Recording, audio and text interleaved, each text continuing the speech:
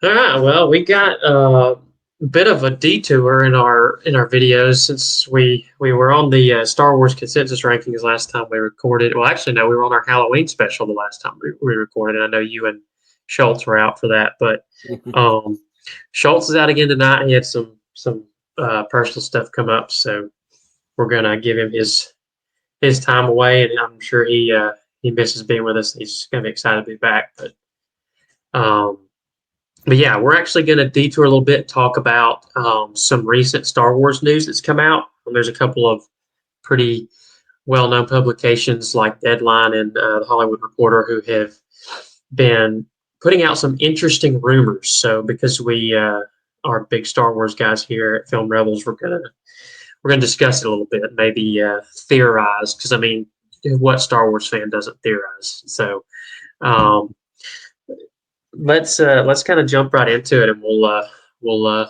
see what we can see. Um, but yeah, this was a this um, and this might be a little trippy here for a second. Uh, how does that look? Yeah, there you go.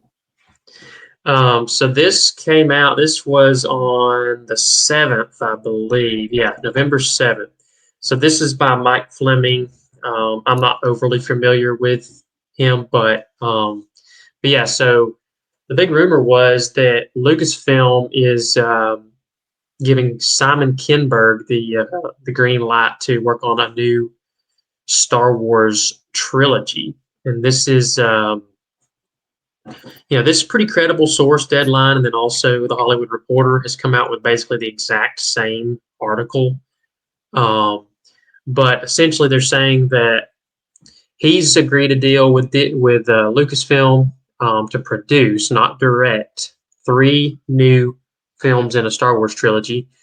Um, and for some background on Simon Kinberg, we're pretty familiar with his movies because we've watched a lot of them. But he was a um, co-creator on Star Wars Rebels, which we're both a big fan of, and he also was a consultant on The Force Awakens.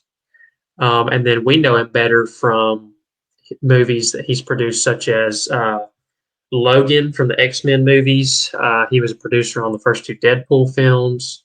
Um, he also was an executive producer on the most recent Deadpool, and he produced the Ridley Scott movie The Martian, which I'm a big fan of. Yeah, that's a Mr. and good one. Mrs. Smith. He helped launch or co-wrote for the Sherlock Holmes franchise with Robert Downey Jr. Um, and then he helped produce the film Murder on the Orient Express. And he's also apparently been responsible for producing movies like Days of Future Past and X-Men First Class and things like that. And I believe he worked on X-Men The Last Stand as well, which was actually way back 2006.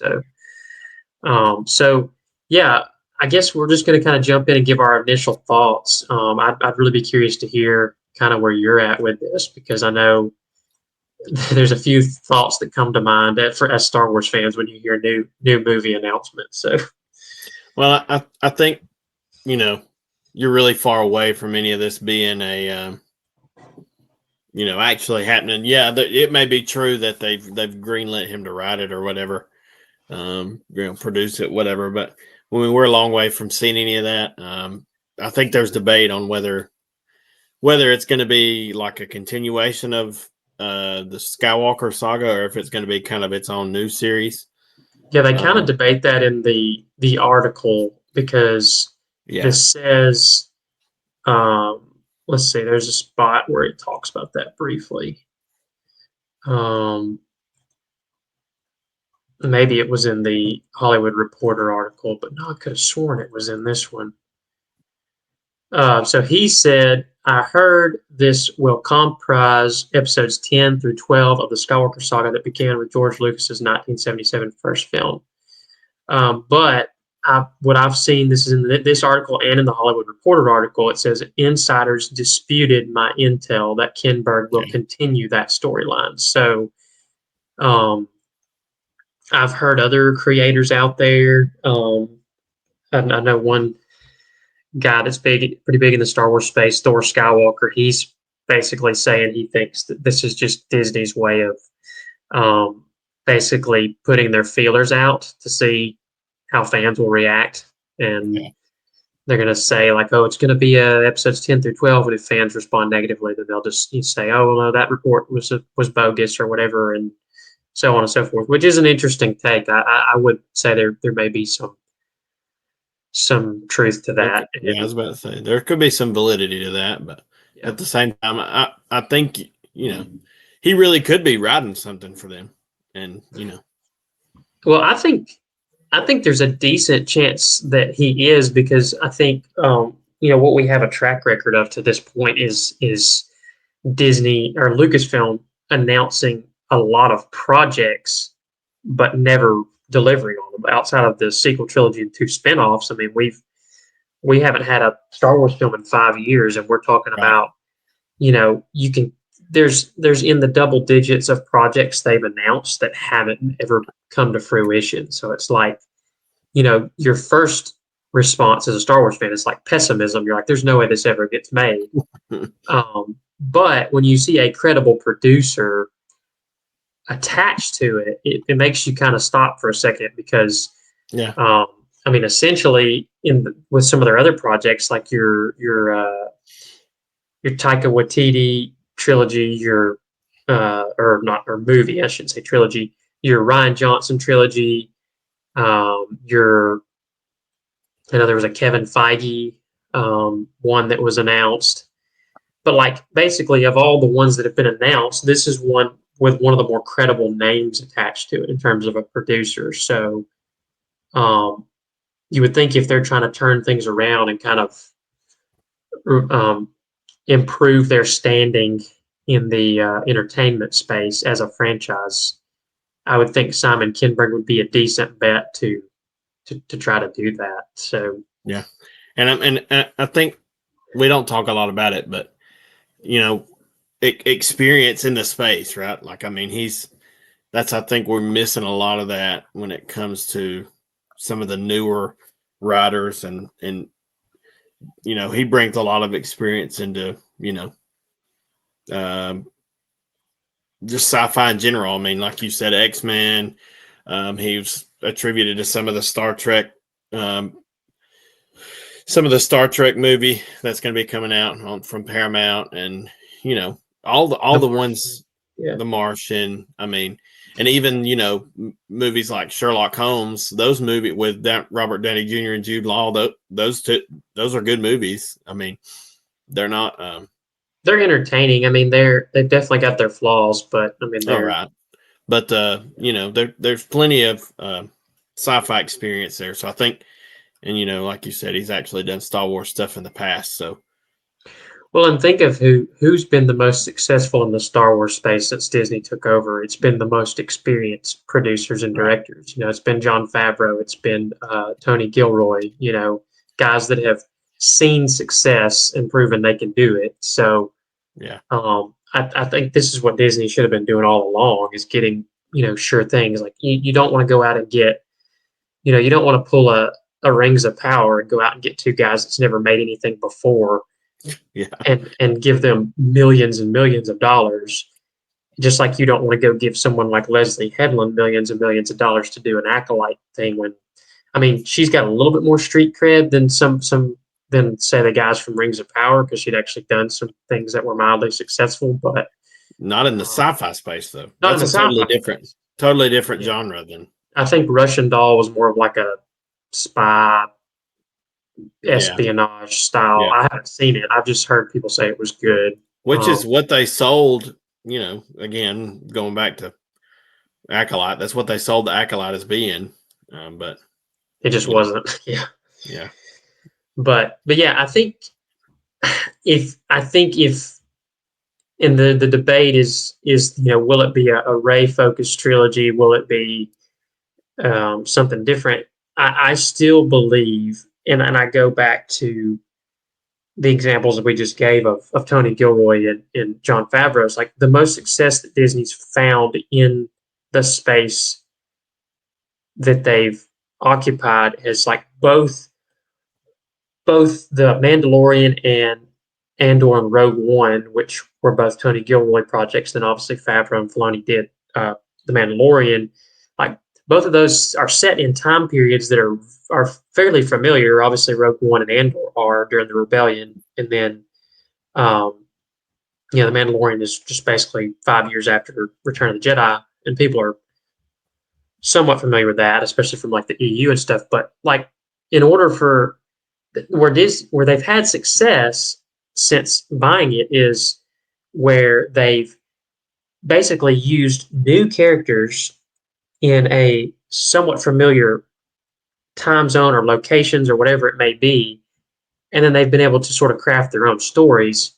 Yeah. And I think the issue that you find with bringing in, like say you do a 10 episodes 10 through 12 and you base it on some of the sequel trilogy quick characters where now you're carrying all the baggage from that trilogy into the next trilogy and you've got to fix a bunch of stuff.